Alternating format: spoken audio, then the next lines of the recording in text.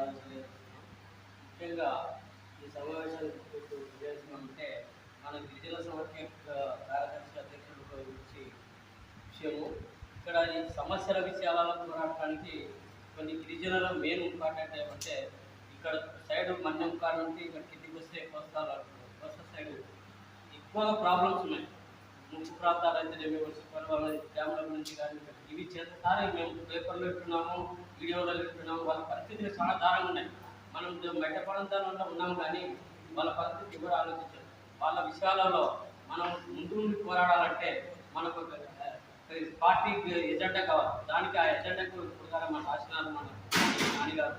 అదే విధంగా మనము మన గిరిజన సమైక్య జెండాలు అక్కడి నుండి పాదయాత్ర కదిలితే రాష్ట్రాలు కదలాలనేది వాళ్ళకు గుండెలకు గడ పుట్టించాలనేది ఒక ముఖ్య ఉద్దేశం.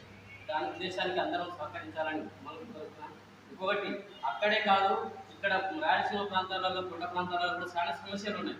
దానిని ఎవరు బయట పెట్టడం లేదు. ఇక్కడ ఎక్కడంటే రాజకీయ పొలిటీషియన్స్ ఎక్కువ, ఇక్కడ పెత్తందారుల ప్రభుత్వం ఎక్కువ. దీనికి ఏదైనా సమస్య తీసుకెళ్తే రాజకీయంగా ఒత్తి పెడుతున్నారు గిరిజనుల సమస్యల పైన, గిరిజన హక్కుల పైన. ఈ 2 ఎకరాల పొలం అనేది రాయలసీమలో ఎక్కడ జరగలేదు.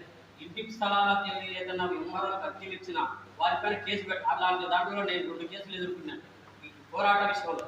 అలాగే మనమందరం ఇక్కడ సక్సెస్ అయితే అన్ని మండలాల్లో, అన్ని నియోజకవర్గాలలో గిరిజన సమైక్యలు ఒక యూనిటీగా నిలబడి జెండా ఎగరవేసి రాజకీయ నాయకులకు దడపిస్తే తప్ప మనకు పార్టీ ఉనికిని తప్పలేము. ఈ విషయానికి అందరూ కలిసి ఉండాలని చెప్పి పదే పదే కోరుకుంటున్నాం. ఈ విషయం పిలిపించి నాకు అవకాశం ఇచ్చినందుకు మాట్లాడుతున్నందుకు ధన్యవాదాలు.